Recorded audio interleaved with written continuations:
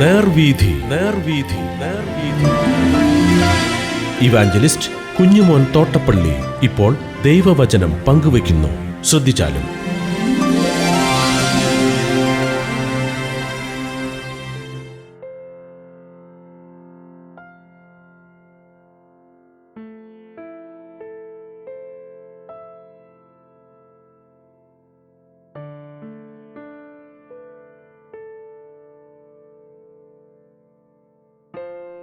യിരെമ്യാ പ്രവചനം 18-ാം അധ്യായം. ഞാൻ വായിക്കുന്നത് ശ്രദ്ധിച്ചാൽ. യഹോവയിങ്കിൽ നിന്ന് യിരെമ്യാവിനുണ്ടായ അരുളപ്പാട് എന്തെന്നാൽ, നീ എഴുന്നേറ്റ് കുശവന്റെ വീട്ടിലേക്ക് ചെല്ലുക, അവിടെ വെച്ച് ഞാൻ നിന്നെ എൻ്റെ വചനങ്ങളെ കേൾപ്പിക്കും. അങ്ങനെ ഞാൻ കുശവന്റെ വീട്ടിൽ ചെന്നപ്പോൾ അവൻ ചക്രത്തിൻ്റെ മേൽ വേല ചെയ്തുകൊണ്ടിരുന്നു. കുശവൻ കളിമണ്ണ് കൊണ്ടുണ്ടാക്കിയ പാത്രം അവൻ്റെ കയ്യിൽ ചീത്തയായിപ്പോയി. എന്നാൽ കുശവൻ അതിനെ തനിക്ക് തോന്നിയതുപോലെ മറ്റൊരു പാത്രമാക്കി തീർത്തു. അപ്പോൾ അവിടെ അരുളപ്പാട് എനിക്കുണ്ടായത് എന്തെന്നാൽ, ഇസ്രായേൽ ഗൃഹമേ, ഈ കുശവൻ ചെയ്തതുപോലെ എനിക്ക് നിങ്ങളോട് ചെയ്യുവാൻ കഴിയുകയില്ലയോ എന്ന് യഹോവയുടെ അരുളപ്പാട്. ഇസ്രായേൽ ഗൃഹമേ, കളിമണ്ണ് കുശവന്റെ കയ്യിൽ ഇരിക്കുന്നത് പോലെ നിങ്ങൾ എൻ്റെ കയ്യിൽ ഇരിക്കുന്നു. ഞാൻ ഒരു ജാതിയെക്കുറിച്ചോ ഒരു രാജ്യത്തെക്കുറിച്ചോ അതിനെ പറിച്ച് ഇടിച്ച് നശിപ്പിച്ച് കളയും എന്ന് അരുളി ചെയ്തിട്ട്, ഞാൻ അങ്ങനെ അരുളി ചെയ്ത ജാതി തൻ്റെ ദുഷ്ടത വിട്ട് തിരിയുന്നുവെങ്കിൽ അതിനോട് ചെയ്യുവാൻ നിരൂപിച്ച ദോഷത്തെക്കുറിച്ച് ഞാൻ അനുതപിക്കും. ഒരു ജാതിയെക്കുറിച്ചോ രാജ്യത്തെക്കുറിച്ചോ ഞാൻ അതിനെ പണികയും നടുകയും ചെയ്യും എന്ന് അരുളി ചെയ്തിട്ട് അതെൻ്റെ വാക്ക് കേട്ടനുസരിക്കാതെ എനിക്ക് അനിഷ്ടമായുള്ളത് ചെയ്യുന്നുവെങ്കിൽ അവർക്ക് വരുത്തും എന്ന് അരുളി ചെയ്ത നന്മയെക്കുറിച്ച് ഞാൻ അനുതപിക്കും. ആകയാൽ നീ ചെന്ന് യഹൂദാ പുരുഷന്മാരോടും യെരൂശലേം നിവാസികളോടും പറയേണ്ടത് ഇപ്രകാരം അരുളി ചെയ്യുന്നു, ഞാൻ നിങ്ങൾക്ക് ഒരു അനർത്ഥം നിർമ്മിച്ച് നിങ്ങൾക്ക് വിരോധമായി ഒരു നിരൂപണം നിരൂപിക്കുന്നു. നിങ്ങൾ ഓരോരുത്തനും താൻ്റെ ദുർമാർഗം വിട്ടുതിരിഞ്ഞ് നിങ്ങളുടെ നടപ്പും പ്രവൃത്തികളും നന്നാക്കുവീൻ.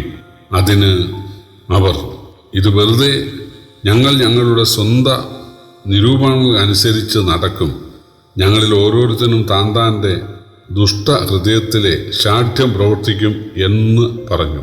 അതുകൊണ്ട് യഹോവ ഇപ്രകാരം അരുളി ചെയ്യുന്നു, ജാതികളുടെ ഇടയിൽ ചെന്ന് അന്വേഷിപ്പീൻ. ഇങ്ങനെയുള്ളത് ആരെങ്കിലും കേട്ടിട്ടുണ്ടോ?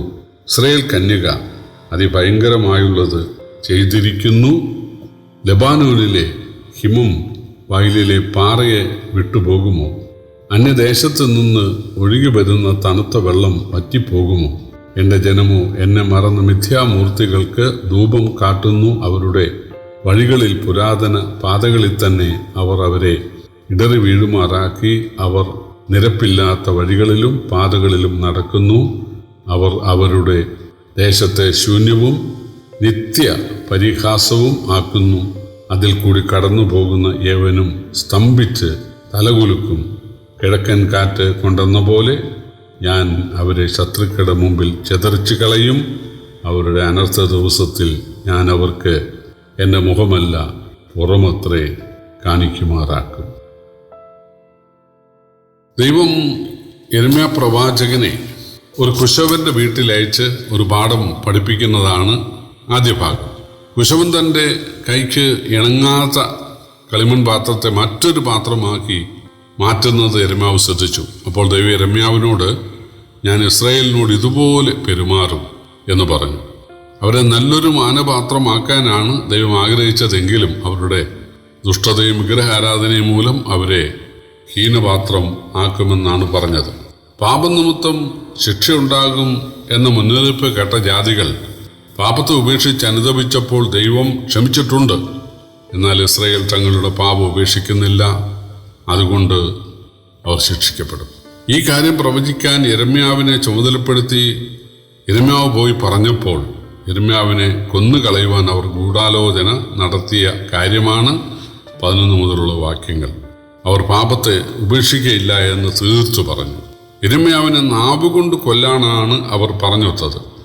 അങ്ങനെ യിരെമ്യാവിനെ അവർ നിന്ദിക്കുകയും ഭീഷണിപ്പെടുത്തുകയും ചെയ്തു. അവർ ശിക്ഷയ്ക്ക് അർഹരാകയാൽ ശത്രുക്കൾക്ക് അവരെ ഏൽപ്പിക്കുവാനുള്ള യിരെമ്യാവിൻ്റെ പ്രാർത്ഥനയാണ് അവസാന വാക്യങ്ങൾ.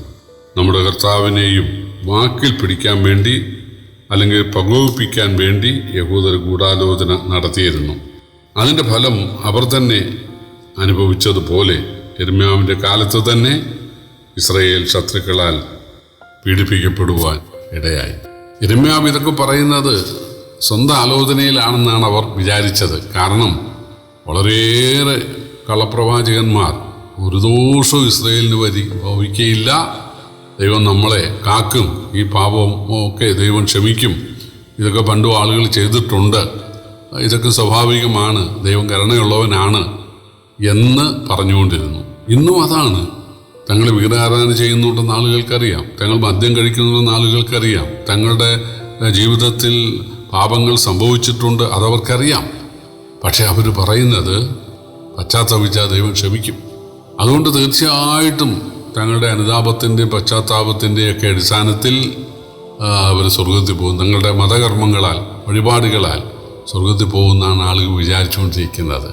പ്രിയപ്പെട്ടവരെ, കരുണ കൂടാതെ ഇസ്രായേലിനെ ദൈവം ശിക്ഷിച്ചത് ശരിയാണെങ്കിൽ തീർച്ചയായിട്ടും നാം ശിക്ഷിക്കപ്പെടാനുള്ള സാധ്യതയുണ്ട്.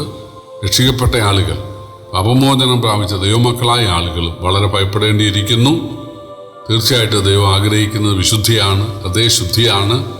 അതുകൊണ്ട് കപടഭക്തിയാണ് ഇന്ന് നമുക്കുള്ളതെങ്കിൽ, വ്യാജമാണ് നമുക്കുള്ളതെങ്കിൽ തീർച്ചയായിട്ടും ബാലശിക്ഷയിലൂടെ ദൈവം നമ്മളെ ശുദ്ധീകരിക്കും എന്നുള്ളത് ഓർക്കുവാൻ ദൈവം നമ്മെ സഹായിക്കട്ടെ. കർത്താവിൻ്റെ വലിയൊരു നാമം വാഴ്ത്തപ്പെടുമാറാകട്ടെ.